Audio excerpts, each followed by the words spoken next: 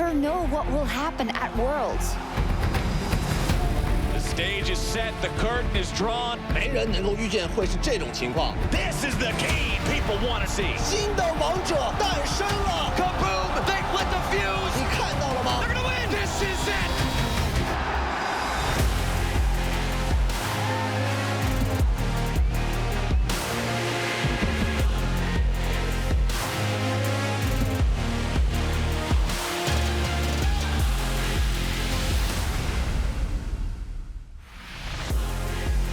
Welcome to beautiful Shanghai, China, host of Worlds 2020. Now yesterday, PSG Talon made the PCS proud. We'll see who can lock a spot in for groups as we close out Group A today. And as we have a look, you can see the two teams currently fighting for first place. It's Team Liquid and SuperMassive. Here we see them arriving through the lens of the Oppo cam, and the best way to capture all of the great moments from Worlds 2020. The producers saw an important trend. Every day with the three of us has been a banger. So they brought us back for the final day of playing groups. It is myself, Machine, Amazing, and Yamato at the end. I have to say, looking rather dapper today. Sock game on point. He definitely is. Thank you. Look at him. Yeah, Mike, you do look like a League of Legends Mad Men kind of crossover. Whiskey, a cigar, perhaps. What do you think? Sure. It's all about the simplicity. Well, Yamato's not going to be giving me much today. That's fine, because Amazing has got socks on with a sloth socks. Sloths in socks. It sounds like... Sloth in the cloth. Sloth in the cloth. Sloth in the cloth. Oh, that's our little Dr. Seuss segment of the day done. Anyway, small slam poetry aside, the best part about how Group B played out yesterday was that no one went down without a fight, resulting in PSG clinching the #1 seed. We'll hit on them shortly, but first, I want to look at the best of 5 for Group B. We've got LGD clashing with Rainbow 7 in a full best of 5. How does that read to you? It's going to be really interesting, because the first game that they played, on the only game they've played so far, R7 actually was supposed to lose that game. They were not the favorite coming in, right, and suddenly clutched it. They were even down in the game, if I remember correctly. And then we see the Drake fight execution, where they come back, actually make these plays happen, make the mechanical outplay happen against LGD. Yeah, that's right. This was the game where you started building the narrative around LGD struggling with objective fights.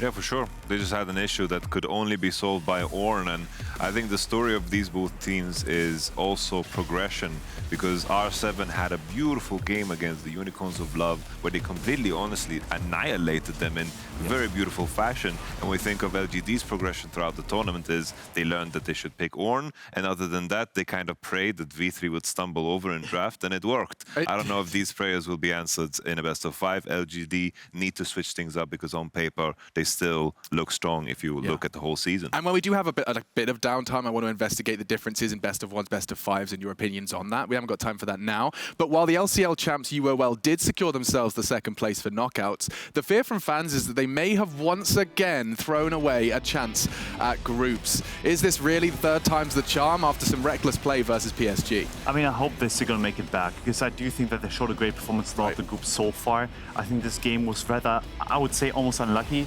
because they were up 5k at this time and they had 6-0. Overchasing, making this play happen was maybe too much to bargain for. And I think this kind of overconfidence, maybe in this case scenario, cost them a lot, and I hope it doesn't cost them everything.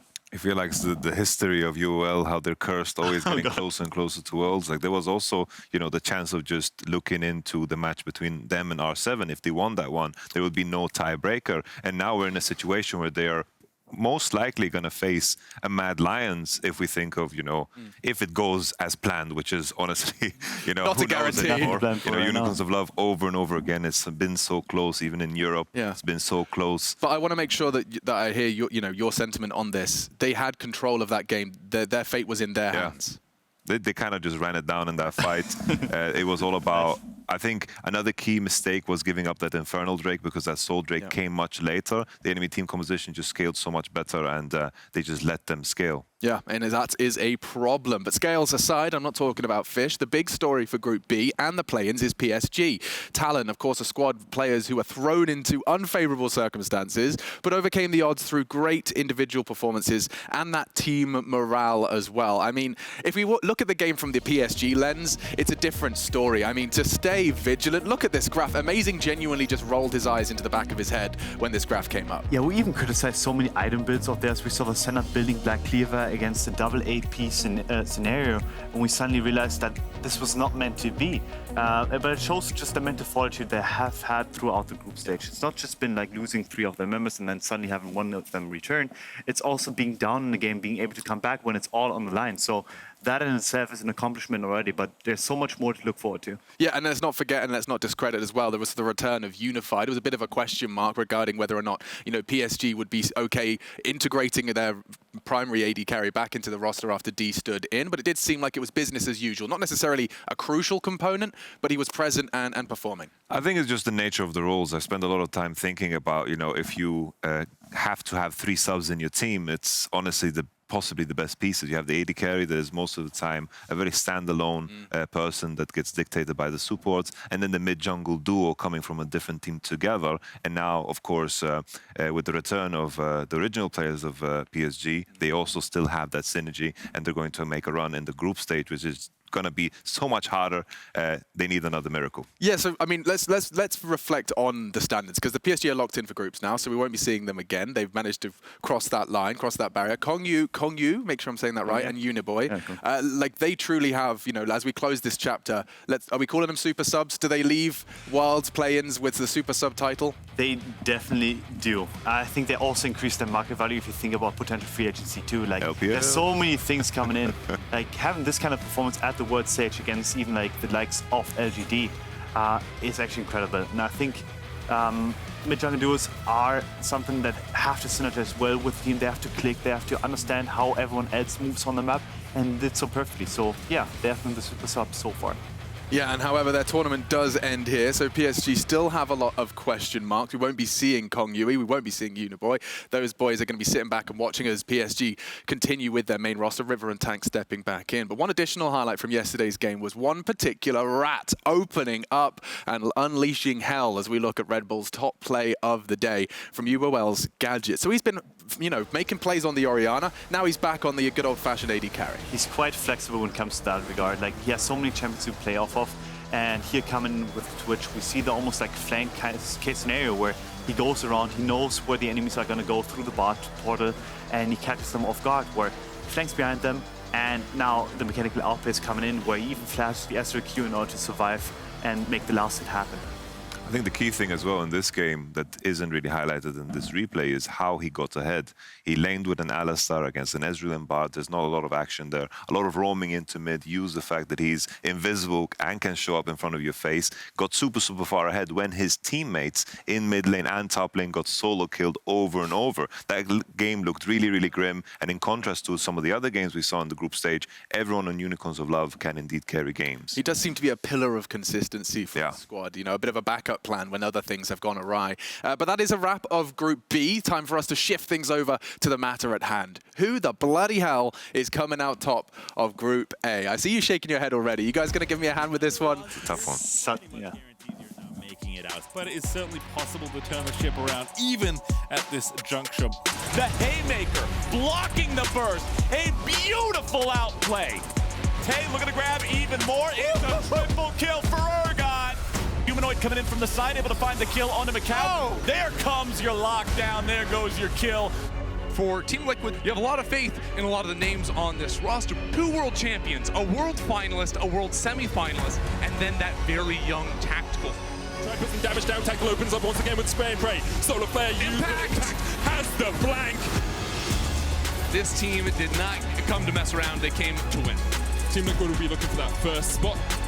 Finding the engage they're looking for, and now in goes SnowFlower with the Solar Flare coming out there. Whoa! The Cyclone, the Wombo combo, SuperMassive are showing up. Group A just got a whole lot more interesting. That is going to put the fear in Team Liquid. Team Liquid versus SuperMassive for the probable first spot in the group.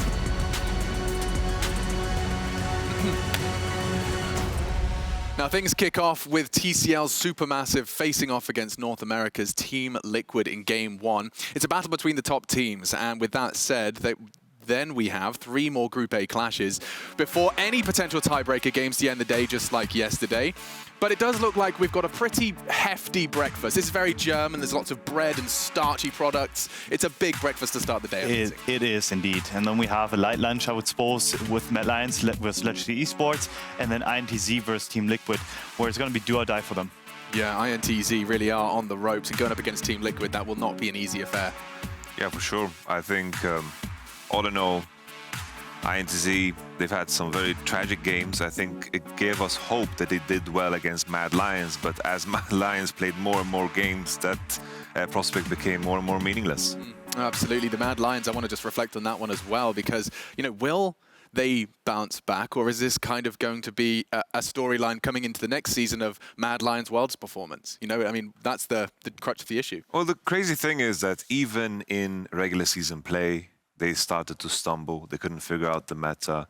They ended up, you know, there was this epic battle for first between them and Rogue, but it was just so easy for Rogue because Mad Lions kept dropping games. So that story just died down. Then coming into playoffs, Rogue, I mean, Mad Lions just lost straight up 3-0 and it just looked pathetic. And then the question was, the bouncing back should have happened coming into the groups, but still, it's just looking worse and worse. Yeah. No, and I'll let you go, please. We're gonna have more talking points about that in terms of like risk-averse teams, for example, like STL is. Like Mad Lions is the opposite. They're really risk-friendly. They try to make plays 24/7. I think as the game slowed down, they suddenly had to understand the game from a different perspective and have less plays coming in, more or less play the macro game instead of it.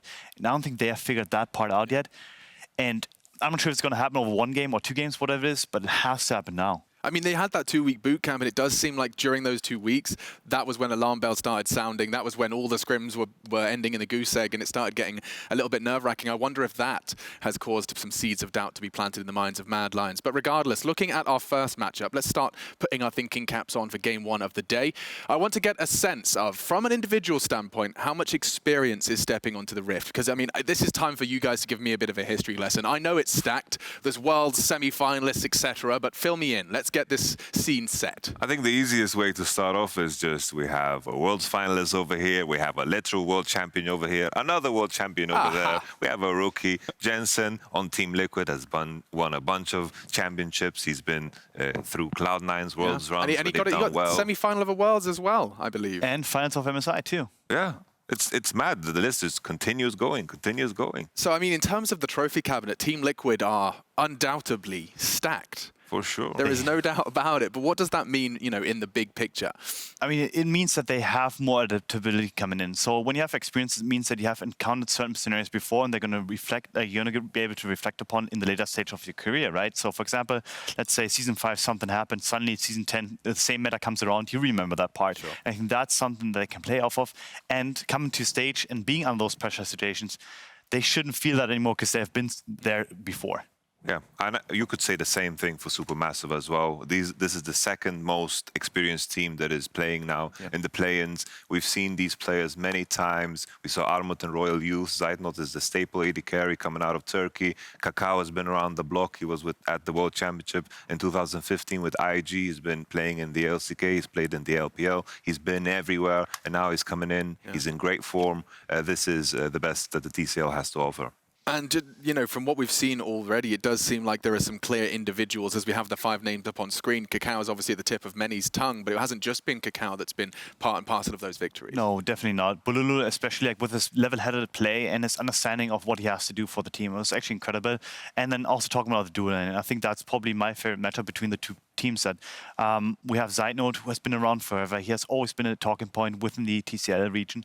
And then obviously SnowFlower as a support coming in. He's kind of like, they're kind of mirroring, at least SnowFlower is mirroring what CoreJJ is doing over in NA, and I think that's incredible. And something I really am interested in, I'd love to know your genuine opinions on, is that, you know, we talked about it yesterday, and you've brought it up already, risk averse. This term that I'm trying to pin to Team Liquid, and I want to know how that lands on your ears, Yamato. And I want to also explore whether or not being a risk averse team has its downsides as well. I think it depends on how well you lane. I remember last year, 2019, SKT was also very risk averse, but they had super strong laners. And I think Team Liquid's story in the play-ins is very similar too. In terms of laning, I think they can hang out with the best. We've seen them perform with weaker matchups against the likes of Mad Lions, and I think that's key when you play a risk-averse playstyle, because you wait for your moment. If you're playing against a team that can contest you in lane and start the brawl at a very early point in time, then it gets crazy. I was like, please don't be me. Please don't be me. It's time for Amazing to wake up. Sorry. Gamer hours, guys. It's 10 a.m. No, but real talk. I've got these 5 faces behind me. And you've told me, you know, just how many members of Team Liquid are. You feel a bit red-faced, like it's like in school. Like, you know, at least I'm awake now. Sorry, sir. Sorry, gotta sir. do it. It's all good. All good. Teacher's not even angry. But what I'm trying to comprehend and combine here is that you just listed CoreJJ, Incarnation. Jensen, etc. You just listed all of these, the history of the Team Liquid roster, and then you're telling me Tactical, the rookie's the one they're looking to carry. Yeah, well, I guess it's the nature of the role, right? He played the Twitch, and then everyone tried to copy him, and it looked kind of bad the first days. I think if we compare these two players, there's a stark contrast in terms of the experience. I realized that when we were in rehearsal that the graphic was mixed up because the 30% was on Zeitnot's side. And I was surprised about that because he was playing Senna. Now it makes a lot more sense because he was playing Twitch.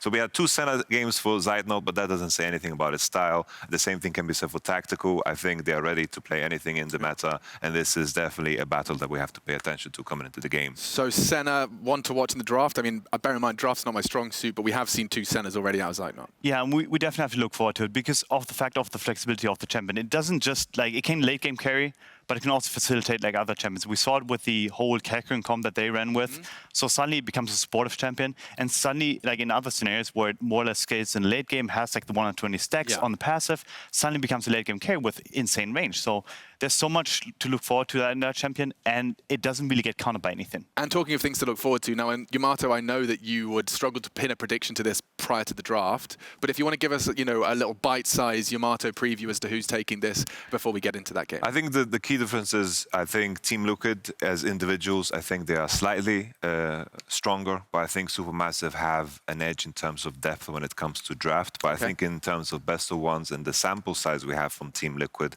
I think it's not quite there yet when you can find the exact right bans. Maybe a Graves ban is going to put Broxah in an awkward position. We just have to see how it progresses. That's why I feel it's easier to predict after the pick and ban phase, of course. But I would have to lean with Team Liquid. I just have to lean with Team Liquid. Okay, that's enough for me to at least understand what's going down once the draft starts. If some of their weaknesses are targeted in the draft, more room for SuperMassive. Amazing. What's your thoughts? I'm with him on this one. Yeah. Honestly, I do think that SuperMassive has more ways to go, so they have more flexibility coming in. But I do think that TL on a basic day, especially with their risk-averse playstyle, should actually come out on top. Yeah, I mean, in a best of one, it's usually quite an unpredictable environment, but if you are as risk-averse as Team Liquid and has buttoned up their socks and shoes on, this is currently the fight for the first in Group A. So let's hand it over to none other than Pastry Time and Crumbs. I can't believe that happened. I'm so sorry.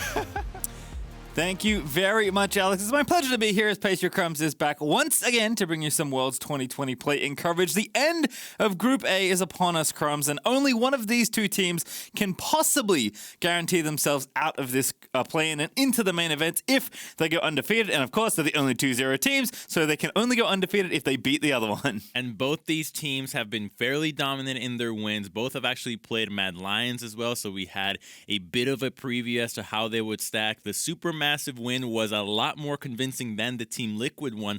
However, Team Liquid is just so consistent, like the analyst Des was saying. They have a risk-adverse playstyle, which is really more just being calculated in their decision making, and they've been doing this all year long, so it's curious to see how it's going to stack up against the TCL that has been so explosive at Worlds. Certainly a lot of experience here between these 2 teams, and a lot of exciting matchups, honestly. I think the desk already touched on how exciting the bot lane is going to be, so 2v2 is something we'll be watching out for. But as far as the biggest mismatch goes here, it actually might be in the jungle.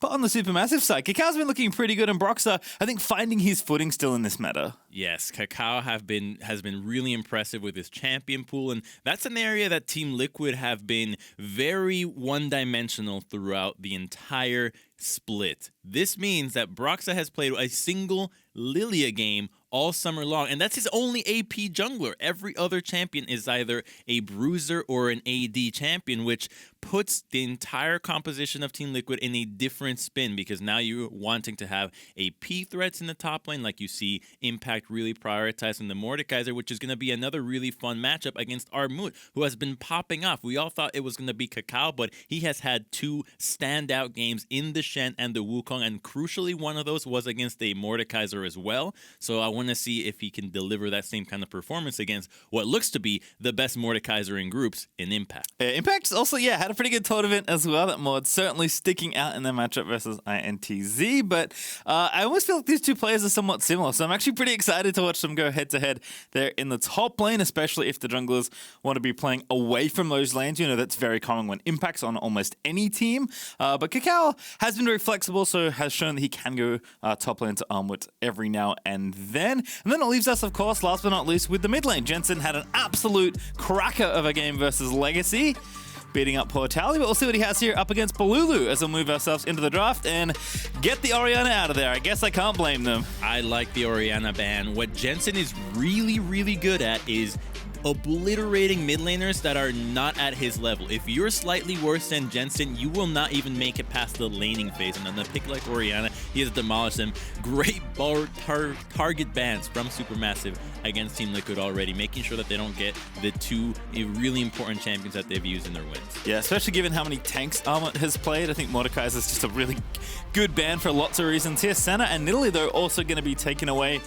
from Zeitnot and KaKAO respectively, so Zeitnot going to have to show us something else. Probably the biggest question mark is, are they going to give him Caitlyn? It's been a champion that he has been extremely proficient on. He hasn't gotten it yet in the tournament, but will likely snap it up if it's available here. Perhaps Tactical feels comfortable enough on the Ashe side of the matchup that they're happy to just trade it off here, but Ornn's going to be banned away from Impact, which leaves one more ban here for TL in phase number 1. And as the timer winds down, what selection are they going to go with? Maybe Shen. Shen is the one tank that's remaining here. You would love to see the Mordekaiser or the Ornn into it, but Armut has already had a good game on it. Lillia is available. I don't know if Team Liquid is going to contest for it. They're just going to take it. They're not going to give Broxah the opportunity to show us that he's improved on it. Yep, and maybe Graves here for Broxah just as a response. Get the jungle matchup lined up nice and early. Azir also a good champion for both these mid laners. Bolulu very proficient on that champion. Jensen also very good. So not wanting to line up another control mage or something like Twisted Fate against Azir, given how powerful he can be.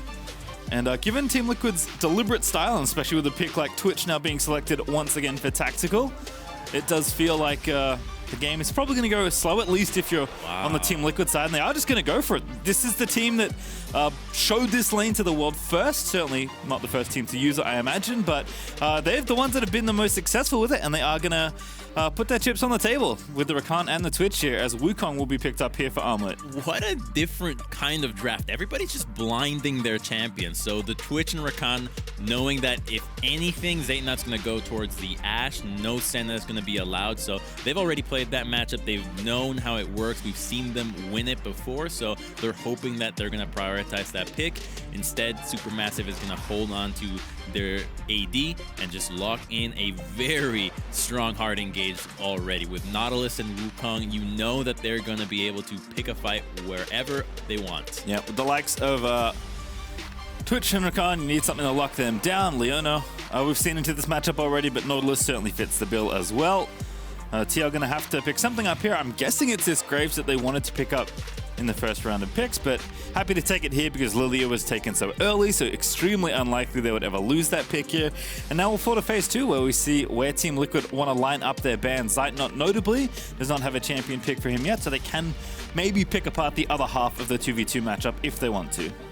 Broxah's already had a really good game on the Graves. He has an insane KDA on it, but the game really didn't feel like it was him finding the advantages on the pick. It felt like the laners were getting so much work done that all he had to do was just show up, press a few buttons, and suddenly you get yourself a few extra kills here. So I want to see if he can actually accelerate the pace of the game on his own, and from the jungle, give those leads over to his lane. So Broxah's Graves still leaving something to be desired for me, and it looks like SuperMassive is going to continue the plan of doubling down on Armut. It's worked 2 games already, and banning out Impact's top lane champion pool is going to ensure that Wukong gets an amazing laning phase. Yeah, so MF going to be the other side of the plan here for Team Liquid, as they're going to take out Lucian as well, something that we've seen in the mid lane, but of course can go just about anywhere and can still be played as a marksman in a 2v2 if you so desire. I also wonder what kind of pick they might be protecting here for Jensen, if they don't want to give Lucian over to Bolulu and clearly don't want to pick it themselves. With 2 ADs already, I don't think Lucian's where you want to be going for your mid laner, so that all lines up for me. I imagine it's going to be a mage here for Jensen, but I'll see what pick they want to take now, and of course who they give counter pick to. Shen's open though, so Impact's going to take Shen. Yeah, that's what I figured was going to be the priority from the very beginning of this draft, but now you actually have the submarine combination with Tactical. Tactical has been super impressive on this roster here in the Rookie of the Year for Team Liquid, and now not only do you have the ability to give CoreJJ just mobility out of nowhere, dashing to the invisible Twitch. Now you have the Shen that can come and surprise you, and against a pick like Jhin, you know they're gonna be looking to pick on Zeitnot here, so I'm really worried about this marksman. We've already seen that this heavy priority in the bottom lane from Team Liquid translates into picking on the marksmen that are currently in the meta, the ones that are not mobile. Ooh, this would be a nice one. We'll see if it gets locked in, but haven't seen the assassin for a bit.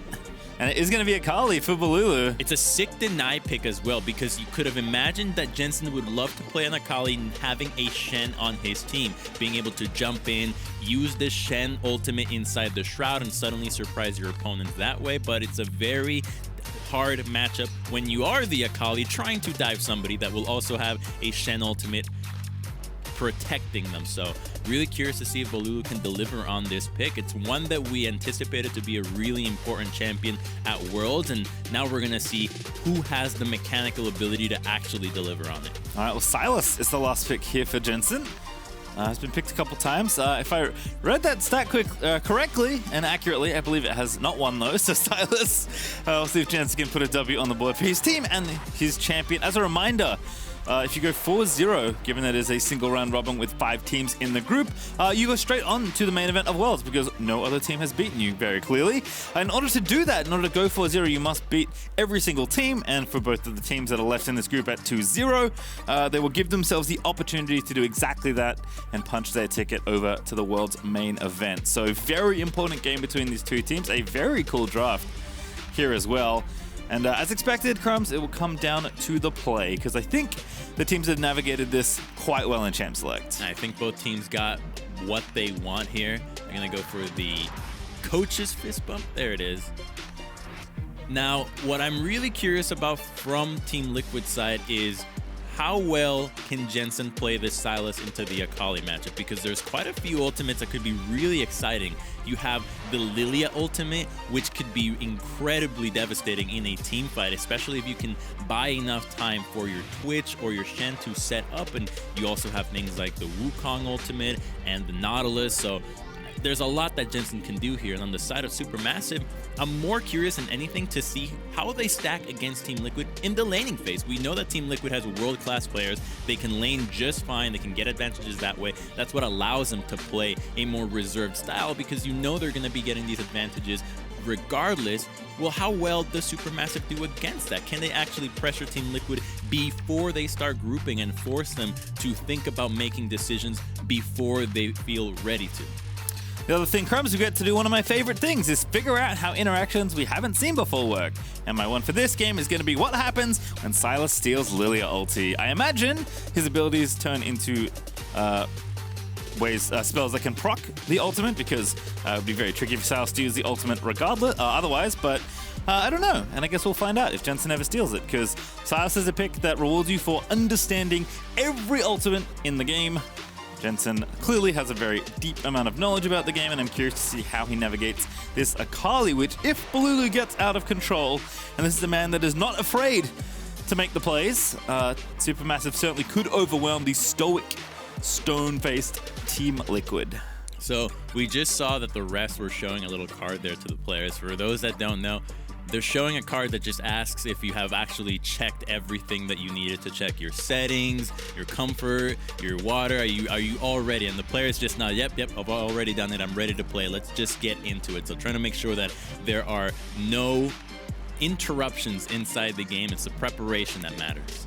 Certainly is, and these two teams will have watched the games that have been played by these two already very closely, I imagine. So we'll see if their prep works out on the Rift, because it is the battle to stay undefeated in Group A here in the Worlds playing Crumbs. And again, put yourself one win away from qualifying to the main event for Worlds. So a lot on the line. Again, neither of these teams will be out of contention. In fact, I believe they're guaranteed a tiebreaker for first at a minimum if they win here.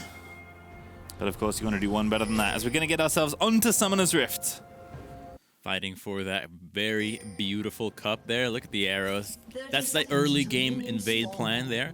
But it's just going to be sitting in the brushes, and you can expect that there's going to be quite a bit of action in the solo lanes here, because you've got melee versus melee on both top and mid, which usually results in heavy trading. You've got plenty of sustain from both sides, and they're going to want to just go in each other's faces. So I want to see what the jungler's pathing ends up being, because they can turn the tides of these matchups, and as they're not able to farm from a distance that safely, you get ahead on these matchups, and suddenly you can continue to get ahead, because if you get the Shen snowballed, we've already seen what Armut can do on it, and this is the second time on Wukong, who's also been able to not only find kills in the laning phase, but then team fight quite well.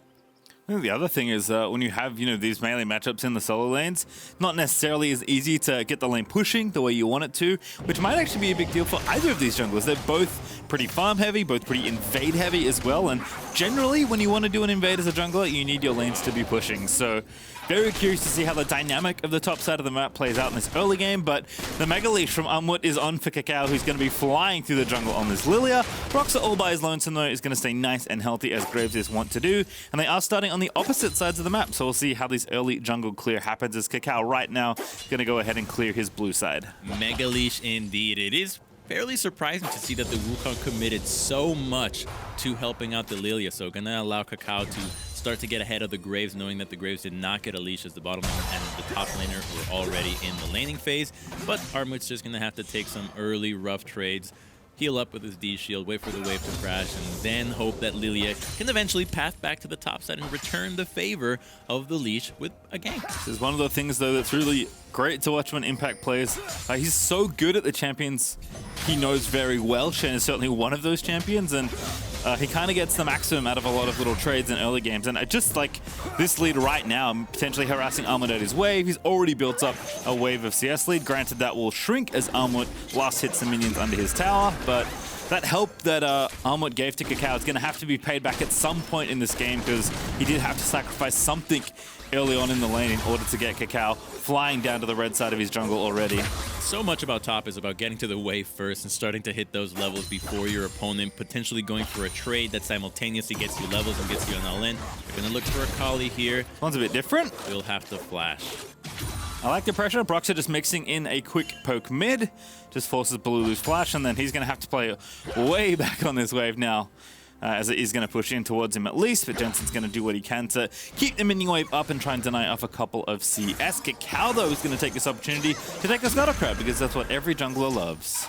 And knowing that the jungler is having a free Scuttle Crab here in the bottom lane allows everybody to know that the Graves is also into the top side, as well as we have seen him in the mid lane gank. And the top lane matchup, which was one that we were looking at quite a bit, is going to have Wukong recall this early on. Impact has been able to be super aggressive because Graves was passing to the top side. He got to the wave first, was able to just sit there, and now you're going to have a Shen that's just going to prosper against the Wukong, already having that TP advantage. Let's see if he can keep it. If he can actually whittle down Wukong with the help of Graves that's still in the top side, you could start to see an advantage in the top lane build up that allows a good TP from, say, a Twitch roam, which feels almost guaranteed to find a kill. How do you even avoid the fact that you're getting surprise ganked by 2 people from stealth? On the flip side of the map, though, Tactical and CoreJJ under pressure from Zeitnot and SnowFlower, who have successfully built up about a wave and a half worth of CS lead right now. They're continuing to shove waves into the tower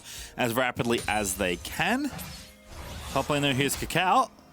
Just going to show his face. I think he's just getting the wave pushing. This is not a gank of Impact. It is a gank of the minion wave. Yeah, it's really rough to be a top laner and have the wave be frozen there if you don't know where the jungler is. Instead, just going to crash it. And it is such a fat wave. Luckily, Shen's Q is pretty effective at last hitting, but it's not going to be able to clear it out too well or too quickly. So a little bit of damage will go over to the turret, but more than anything, the Wukong gets to recall, gets to refresh on his sustain, and Shen stays around. And with the wave being so fat, he might not have a good timing to find a teleport back and spend the gold that he's already earned. I'm slightly sad he moves away. I was excited to watch Impact last hit all those minions. When instead we'll watch Broxah take the Raptor camp, likely a little bit more influential on what's happening in the game. And thanks to that bit of pressure from Impact that did allow Broxah to sneak in and take all but this tiny Raptor that KaKAO will now go ahead and clear out.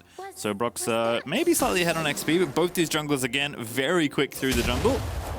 So it's been a lot of farming back and forth with the added bit of lane pressure every now and then, but not really slowing down to do anything other than continue to farm, which is fine. Certainly been a big part of the jungle meta early on this Worlds, and in fact, in general, in the last few months of League of Legends. Team Liquid just waiting for level 6s so that they can start playmaking there. We've already seen how big of a carry the Twitch can be, and not having to press the early game when you have this champion is typically a good idea. As long as you can get gold on him and you know that you're going to get kills with and you have your ultimates available is sound. You know that that 3-item spike that you hit, hell, even with the Blade of the Ruined King, knowing that the enemies don't have flash allows you to start popping off out of nowhere. So I think that Team Liquid is just playing to the win conditions that they know they have. It's what they've been doing all year long. They're not looking for anything that's unnecessary. They're looking for where they know they are certainly stronger. And right now, with the bottom lane being able to push back, Shen has already gotten priority in the top lane, so Broxah can start this dragon and know that Impact will be able to help him out. And if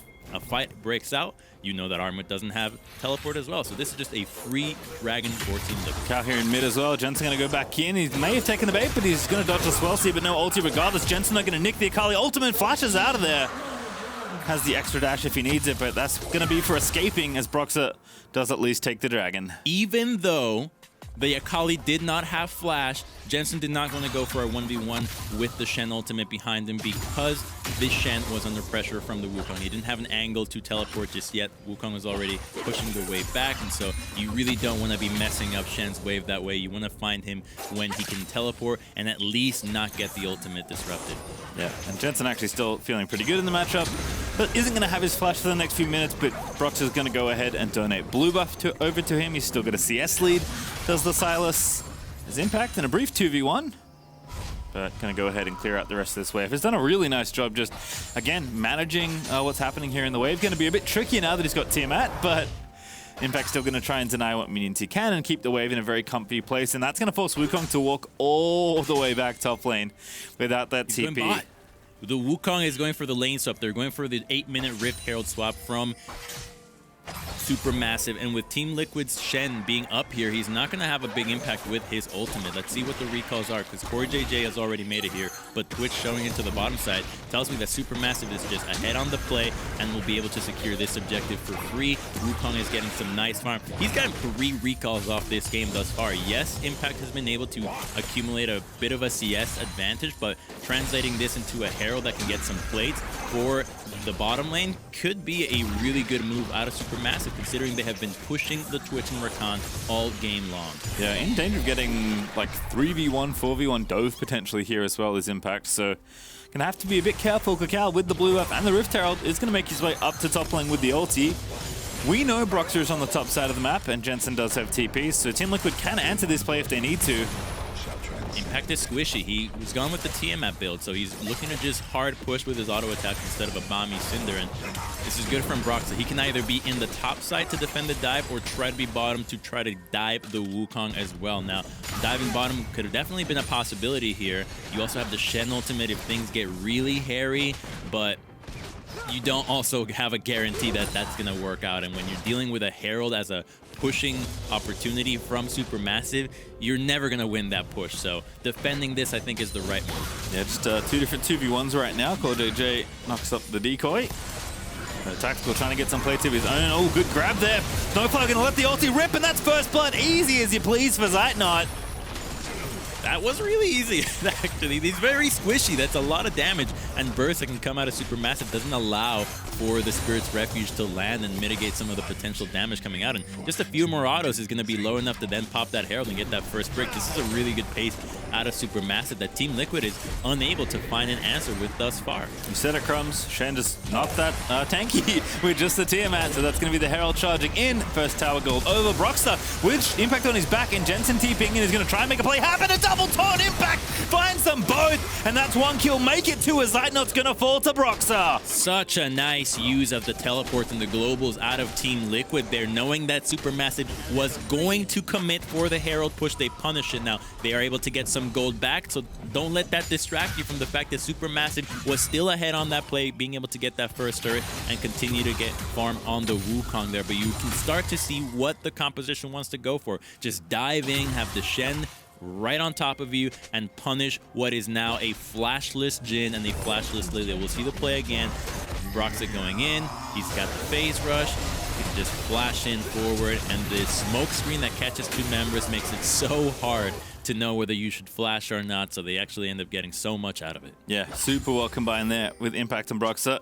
Picking up a couple to keep the gold nice and even. Only 200 gold up for Supermassive, and that's with the first tower and all its plates being taken down. So this is kind of the thing, and the reason that Team Liquid can afford to play the way they do, you know, slowly, deliberately, you know, through the mid to late game and just as a five-man unit, because they're so good at trading, Crumbs. They're just so good at keeping the games close. Even games where they're down a couple thousand gold, they're happy to float a gold lead for 10, 15, 20 minutes and know that at the end of the day, they can figure out a way to navigate that late game and just be fine when the composition scales up. So you generally need to get very big leads against Team Liquid if you want to beat them. Supermassive certainly have the ability to win a late game with the compositions as they stand, and they're still ahead in gold in this one as well, which is nice, but it is just one of those things that's always nice to watch. Just when you think you have the edge over TL, often TL have a play in mind to balance the game right back up. And it works off of what the champions have in their toolkits here. You see that Shen was roaming down. That's because he didn't have his ultimate or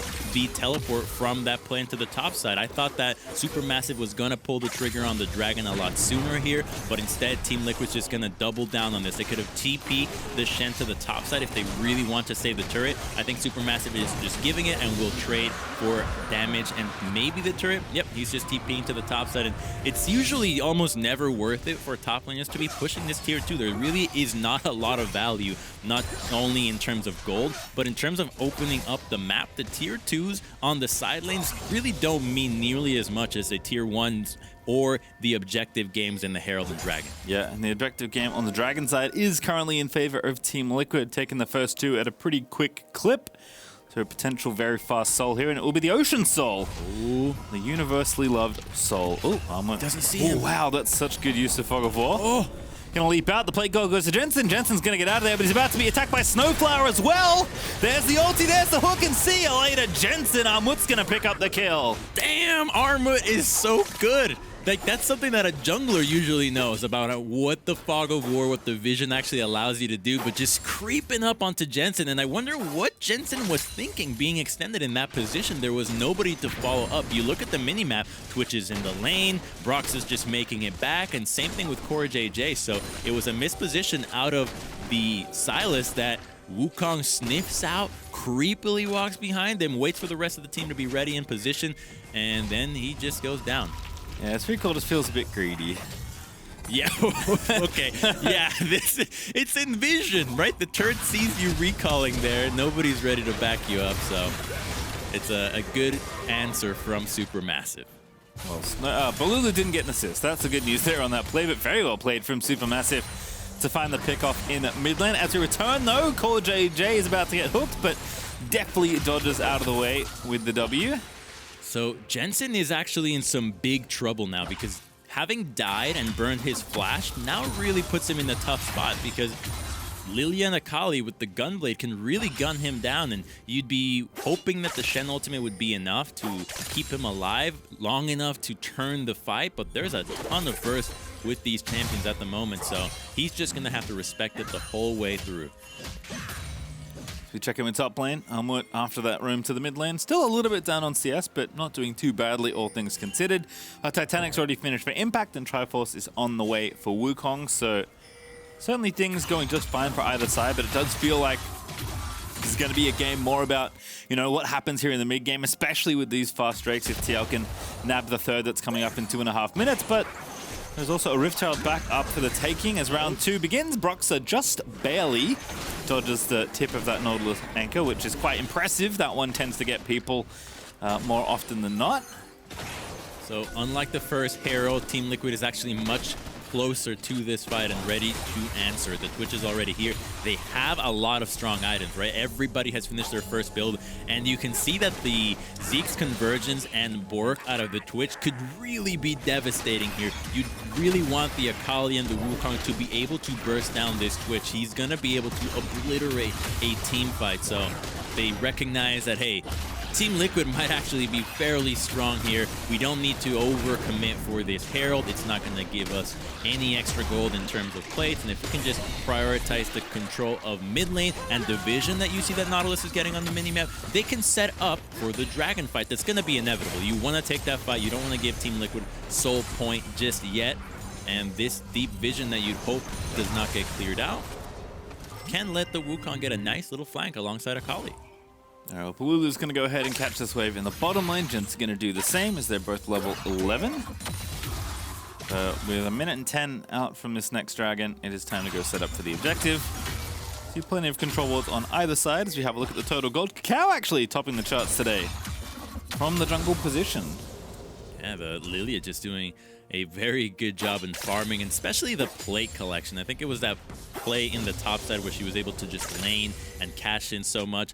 Usually, when you have these power farming junglers, what ends up being the difference is who gets to show up to a lane for a little bit, get a little bit of extra XP, some plates, maybe some minions, and suddenly you're now just skyrocketing past your opponent in terms of gold.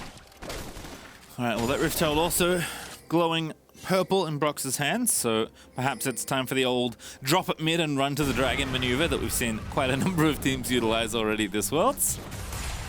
Tactical also lying in camouflage here in the mid lane, hoping to set up CoreJJ perhaps.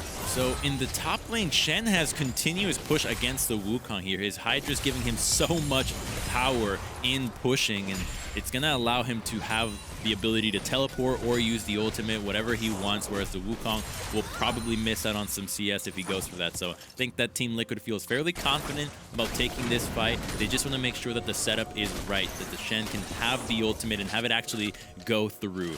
They're going to get some vision down here, clearing out these control wards. It looks like Team Liquid still have plenty. They're going in. There's a submarine as well. CoreJJ going to dive in, but it's SnowFlower that's caught up in the crossfire. Tactical going to gun him down as a result, and Team Liquid have themselves a nice fancy 5v4. Ooh, okay. SuperMassive is positioned if they want to take another 4v5, but it seems really risky to go for that. They should just go for the Herald and for the Dragon, and that's the power of the Shen, being able to surprise you with the team fight alongside the Twitch. They had no idea this was coming. SnowFlower had flash, but it didn't matter. He was going to go down anyways. They can now start this. SuperMassive can take this fight. We've seen already teams take 4v5s in insane situations around the Dragon Pit.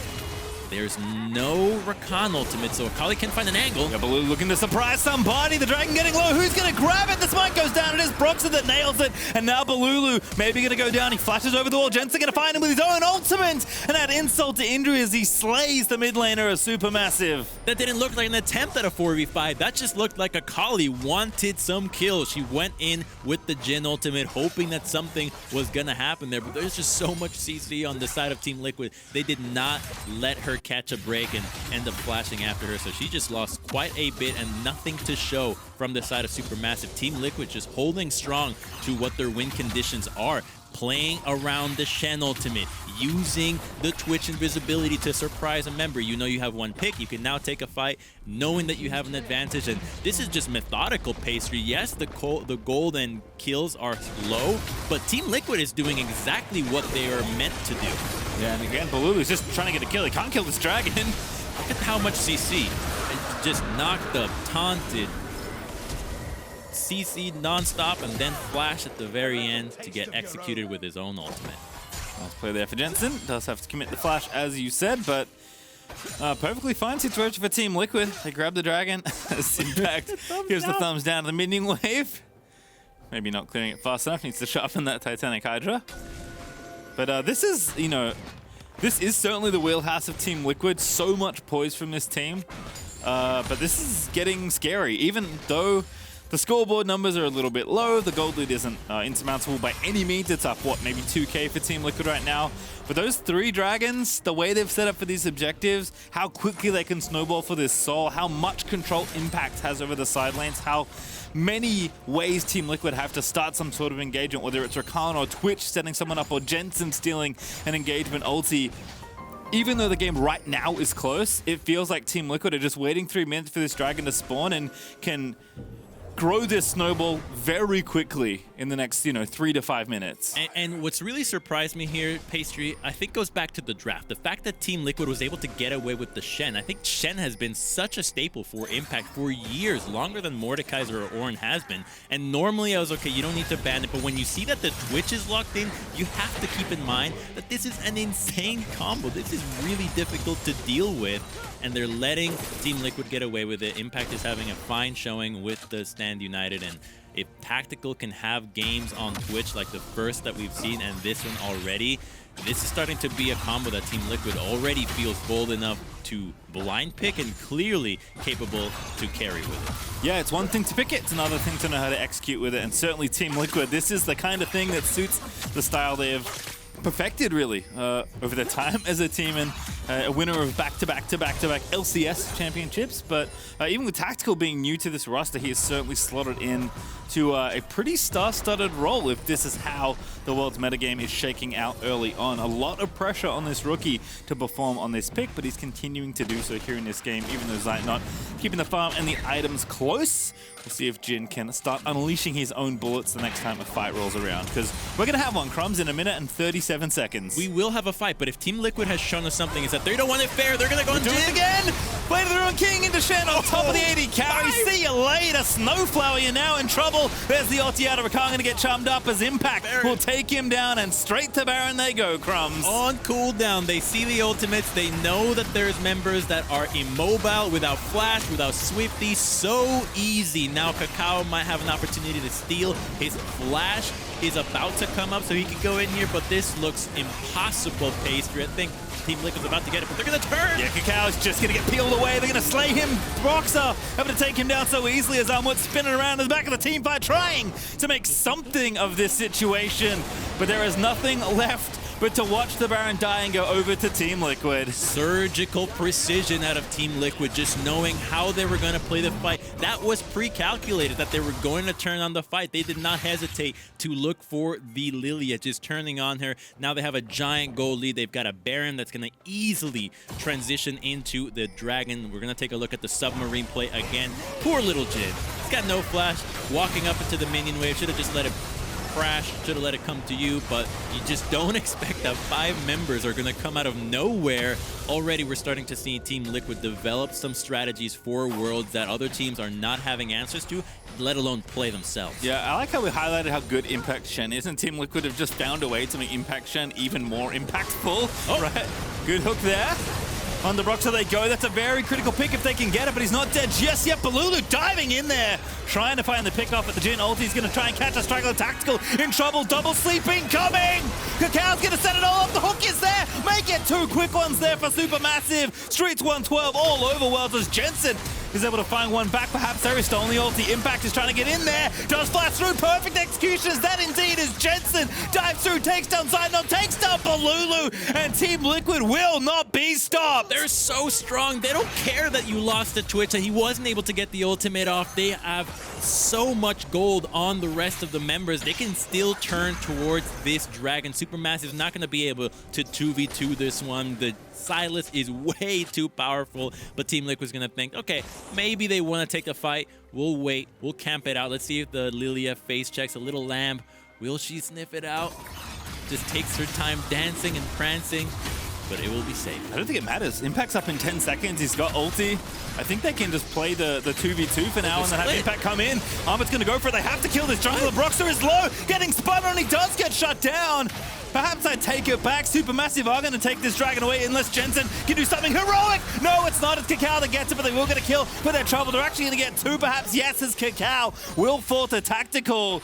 So Team Liquid will be denied the soul, but not the kills that come with it. Team Liquid split up at the Dragon. They were not together. They did not expect that SuperMassive was gonna contest because they did not see the Lillia come through. They didn't anticipate that the Wukong was going to TP and commit to that. And by the time they saw the fight, the Dragon, the Ocean Soul, was gonna be able to slow down those auto attacks. So Graves was never able to group up with the Sylas, and so he gets taken down in the pit. Luckily, SuperMassive stalls out on that Dragon. And Impact taunts out. Impact's relative. No, he's not tanky enough. I take it all back. Zeitnot just going to put a bullet in his back as Impact dead for 40 seconds. SuperMassive still got life in them, and a lot of these plays have come off the back of SnowFlower. That one against the Baron, just chilling in that pixel brush, waiting for Team Liquid to face check, knowing what their move was going to be, just getting there a little bit earlier. If they can continue to have that foresight to what Team Liquid's moves are beyond the Shen ultimate, then I think they can find team fight after team fight as long as Wukong and Nautilus are there together. These two have enough crowd control that you can hopefully burst down Team Liquid before the Shen Stand United comes through. Yeah, I mean, Jensen's got 3 items, though. Tactical's working on his 3rd. I mean, Team Liquid are up 5,000 gold off of all of that. Like, they got the Baron, they got a bunch of kills. SuperMassive have certainly delayed the game in a very necessary way because this lead could have been so much more if Team Liquid picked up the Soul and actually executed on the snowball they were looking for. But SuperMassive still having that fight. They need to crack this mid-outer because there's no room to maneuver at all. We've seen, like, this be the scene of the crime for Tactical, submarining in alongside Shen for so many of the plays in this game. And without space, you know, with no tower to really protect you, even the tier 2 in mid's looking low, it's tough for SuperMassive to get out and find that 5v5 with Wukong that you're asking for, Crumbs. As long as they can kill the Twitch. Ooh, that was a tasty Hex Splash from SnowFlower. Oh, okay. He might have actually died had that connected because you know that the Rakan was going to re-engage with the quickness and then the Stand United would have come through. So it was a very scary situation for both teams, but you already know what SuperMassive is looking for. The Nautilus does have Flash and Twitch does not. So if they can find this rat by himself, or at least with the rest of the Team Liquid members spread just far enough from him, they might have a window to engage onto him because Zeitnot can follow up with a root, and that's enough to lock him down and let Akali and Wukong execute him. And you can see how important Tactical is to this composition. Not only does he have the protection of CoreJJ with the Redemption and the Zeeks to buff him up, but even Impact is chipping in on the support-style itemization. Locket and Knight's Bow as the charm is going to land in. CoreJJ going to shut down KaKAO. SnowFlower going to be the next one to fall, perhaps, as they will take down the tower. Here's Nautilus ulti out of Jensen. That's going to be a decent chunk of damage. Jensen dominating as Armut's going to spin into the team. But now Bolulu over the top. Good stasis there, and he's so low already. That exhaust could not have come sooner for CoreJJ as Tactical is now on a killing spree. And Team Liquid don't need the Baron. They're just going to crack through the top side. They've had enough. That was so decisive out of CoreJJ, coming in through out of vision, immediately engaging onto the unsuspecting Lillia. She just gets burst right away. They get an inhibitor, and this top inhibitor is going to be really important for the Baron coming up in 30 seconds. Team Liquid can just reset and go for this once the play has been finished. All right, well, Team Liquid reset, going to go spend the gold they just earned. It's CoreJJ, as he often does for Team Liquid, is going to take matters firmly into his own hands there on the Rakan as we watch this one again, just instantly in. Oh, so sick. Gets 2 members right away, and then at this point on, you'd hope that SuperMassive is not thinking about re-engaging. They have no business trying to then walk into a 3v5, but they still take this fight and just give up more members, burn more summoners. Just not worth it. This play was clearly won by Team Liquid from CoreJJ's engage, and we're starting to really see that Rakan has been such a high priority pick for so many teams. A little damage buff turned out to make him one of the top supports here at Plains thus far. And I wonder how many times Tactical has been past the halfway point in the 15 to 30 minute mark this game. I feel like I always see him camouflaged in mid lane, just hoping to set Impact up for another play. And the next one at this point will end the game. 27 seconds until Team Liquid get another shot at the Ocean Soul. Baron is back up. If TL just want to maybe trade, give a second Drake over to SuperMassive and storm the base from there. And not to mention, there are super minions streaming into SuperMassive's base on the absolute worst side of the map if they want to contest for this soul, which they need to do to keep themselves in this game. And they need to find a way to kill Twitch, but Tactical has done a phenomenal job with the itemization already. The 3-item damage spike that you love to see, but then he already has the Null Magic Mantle and the Stopwatch, so even trying to execute him is going going to be nearly impossible from SuperMassive, guaranteeing the Twitch to pop off. The stealth is through. Oh, CoreJJ again. He's going to find the three-man charm. And there's Jensen on top of Zeitnot. He's dead already as Armut is trying to spin through the rest of the team. A second spin is going to happen, but Team Liquid, I think they've peeled enough. No, tactical. He is going to go down. But do Team Liquid have the damage to finish off the fight? Indeed they do. Broxah and Jensen wreaking havoc through SuperMassive as SnowFlower is going to fall to complete the ace and the game for Team Liquid. They don't need the Ocean Soul. They have the Nexus pastry, and Team Liquid very cleanly proving to be the #1 team in Group A. And certainly looking like it here. One win away now from getting straight into the main event of Worlds as they take down SuperMassive to keep themselves undefeated here in the Worlds 2020 play-in. Smiles all around. Really cool stuff out of them, showing us that the submarine combination is still alive and well here at Worlds. And CoreJJ is the LCS MVP for a reason, I guess. It felt like, you know, they had that stumble around that fourth dragon, that what would have been the Ocean Soul for them. And CoreJJ decided, you know what? I don't want to wait for another Baron. I just want to end this game. And it did as Team Liquid really ramped up in that mid game. And that's the style of play we've known from them. You know, very patient. One so quick they forgot to bow. Apparently, Impact, be careful. There we go. It's hard to remember they're not on a very high stage and they're just on screens. Are they though? No, they're on a very high ceiling in Shanghai. Exactly. Playing in a fancy skyscraper. It's like a scene out of some action movie there as fist bumps will be exchanged. SuperMassive, as we said, certainly not out of contention by any means. Ending 3-1 here would still be good for their chances. But Team Liquid are going to give themselves what they wanted, Crumbs. A chance at getting to the main stage of Worlds without any additional questions needing to be asked. They will at least get a tiebreaker for first now if they end up 3-1. But 4-0, you beat everyone, that's your ticket. Yeah, they've got their ticket and they've got plenty of compositions that other teams are having a hard time dealing with. The Mordekaisers, the Orns, the Shens. We've thought that Team Liquid had a limited champion pool or a limited style. Well, they have enough champions in these style that you can't ban them out. They're going to get what they want. And thus far, this is a new look for them that really revolves around the bottom lane. And boy, it's delivering. All right, well, while we prepare for Game 2, Mad Lions versus Legacy Esports, listen to Legends Never Die on the League of Legends official playlist on Spotify. We'll see you after the break.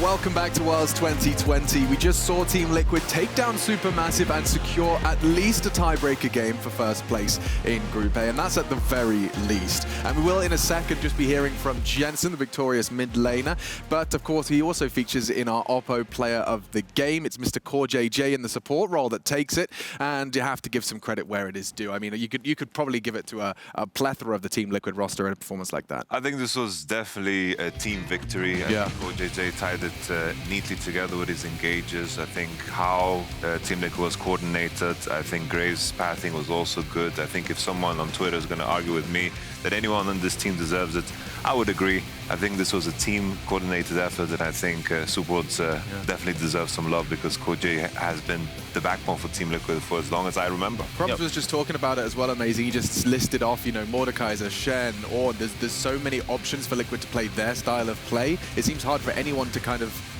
destabilize that. Yeah, it may just be too many. We talked about risk of first play set. I would kind of like evolve right now and say it's actually a controlled play set. They just legitimately look for the opportunities whenever they come about. And I think this game especially, a Graves top lane and getting the double kill early on, they destabilized SuperMassive on the other end. Yeah, and I mean, in terms of the SuperMassive side of things, Yamato, what did you make of their play? I think it just was evident, you know, they had a plan coming into it, but they gave up the Graves once again. The Twitch Rakan was unanswered. They tried to play the Jhin into it, but it just feels like you can't punish it in the lane too much. But I'm looking at your face, it feels like Jensen is ready or something. No, just more of a curiosity, because, you know, you talked about removing Broxah's Graves. We've talked about the champion pool of Team Liquid. Why, you know, how can you explain to me in layman's terms why we wouldn't just see people target that jungle pool from Team Liquid? I guess it was a choice, right? They chose to ban the Ornn, Orianna, Mordekaiser, three champions that they do pretty well on. They wanted to prepare the Wukong into the Twitch, so this was the plan. But giving up the Graves, I think, is a tough one. Maybe there's something deeper. I think after the fact, maybe you could consider a Shen ban, but I'm sure even in that situation where Shen, Malphite, Ornn, Mordekaiser's ban, maybe there's another one. Maybe a Maokai top into a Wukong. There's possibilities. Yeah, and you could see that there was a clear intent to jump onto that Twitch. What seemed to make it so difficult for them to get onto him? I think they just never had the opportunity, given the fact how the game went. I think it was just too slow, and Twitch had too many opportunities to basically like, get shielded upon. There was Rakan coming in, then obviously the Grey smoke screen, then you have the Shen, the submarine combination. There's just too much to play against, and honestly speaking, I think the preparation may have just been at fault. I think the giving up Grace and then honestly like picking the Lillia into it, you know, or left for it, I think it was a good plan, but if you're not too comfortable in that matchup, I think then it goes haywire. Yeah. It's a pretty terrible spot to pick Akali too. Yeah. Like you are synergizing it together with Lillia, double AP jungle. Akali is something that the moment she gets 6, she needs to all in, she needs to trade, she needs to use her ultimate to get ahead. And I think this is super, super difficult. Honestly, I would, from like a aesthetic point of view, I would only want like the top 5 mid laners the whole World Championship to play Akali because it's so difficult to execute. Yeah. And when you do, it looks pretty. It looks gorgeous. It's one of my faves, jumping out and in and out of that smoke. But we'll see into Mad Lions versus Legacy in just a moment. But first, let's get some insight from Jensen. Thank you very much. This other win for Team Liquid, 3-0 here for the LCS in play-ins. And Jensen, I want to talk to you about the draft because you picked Sylas here. You're actually the first player to win with the champion. You were hovering Rise against Akali because we know that's a good matchup. So why did you go for Sylas in the end? And how do you explain that you're the only one who managed to win with the champion yet? I just thought there was... I think Sylas works really great against Nautilus because... the Nautilus ult is really strong in Sylas, so I thought that was like why I would prefer to go to Sylas side instead of the Ryze there, and I think it has a bit more pressure in lane, and we kind of needed that since we had some weak bot side drafts already in lane, so we needed a bit more laning strength, but I can't believe I'm the first one to win with Sylas. There probably hasn't been that many games because I think Sylas is pretty strong, at least in the right situation. Okay, all right. 4 games on Sylas for now. And yeah, as I said, you're the first one to win with the champion. But okay, let's talk about play-ins as a whole, because I remember that in 2018, you were playing also in play-ins with Cloud9. You guys managed to go really far during that year. So talk me through your experience in play-ins so far, and what do you think about the evolution of the competition compared to this year? Yeah, wow. That year, we almost dropped out of play-ins. We went to 5 games against Gambit, so that was pretty close. But yeah, I think play-ins as a whole, all the wildcard regions have actually improved a lot. I knew coming into this Plains that it wouldn't be free win by any means, because I do think the competition has gotten a lot better, and some of the wildcard regions can for sure compete with the main regions. So that's why I was a bit worried about it initially, but I think we're playing pretty comfortably, and I think it's helping us grow more as a team. So in a way, I think it's good for us. Yeah, very clean from Team Liquid's side so far. And I mean, you're in a very good spot to get top 1. You still have 1 game left to play, will be against Legacy Esports by the end of the day. Is there anything you should be mindful about Legacy Esports playing with them? I think we play against INTZ, actually. Do you? But yeah, okay. Yeah. But Okay, yeah, I mean, I'm feeling pretty confident. It's okay. I don't think we're too worried about them. We actually scrimmed against them when we were in NA because there was no teams left for finals, and I actually thought they looked pretty good. I think they're a bit better than what they've shown so far. But I mean, I think we're playing pretty comfortably right now, so I don't think we're too worried. All right. Well, I wish you the best of luck in this last game. And indeed, Legacy Esports will be about to see them after the break. Thank you very much, Jensen, for the interview. Good luck for the rest of the day. And we're going to take a short break here and welcome back for the Mad Lions against Legacy Esports. Stay tuned. Legacy's been around since OPL was created, and they were dominant the entire year and completely ran over the competition.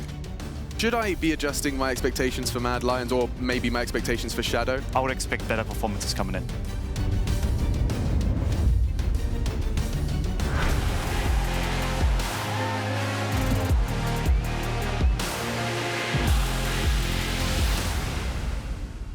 Hey Mercedes, legends run wild, each one unique, with astonishing power, unstoppable, master warriors, ready to compete. Seeking glory. We live it, we breathe it. We have each other's back. Together, we become legends, icons of a new generation.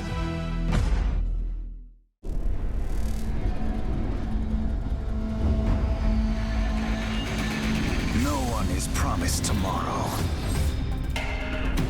Playtime's over. They're mine now. Fear the assassin with no master.